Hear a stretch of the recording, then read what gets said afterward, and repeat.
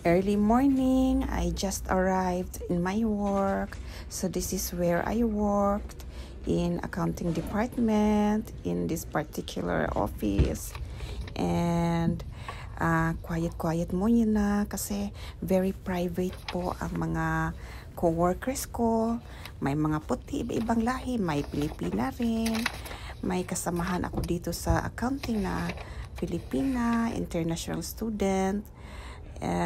Yan, hindi pa po ako nakapagkape. Feeling busy para sabihin busy tayo. Yan, wala pa ring makeup. So, ipapakita ko lang sa inyo. Ito po yung work ko, full-time job, 8:30 to 4:30. Tapos ito po, time to go to lunch.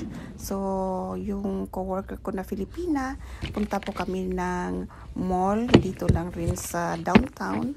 Malapit lang sa office namin. So, may baon ako guys.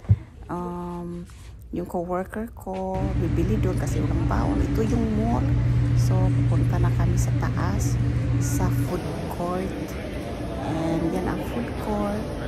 Yung kasamahan ko bumili ng Japanese food. Yan ang food ko, pan burkat. Yan ang kimchi, favorite ko, saka tofu. Yan guys, bye guys.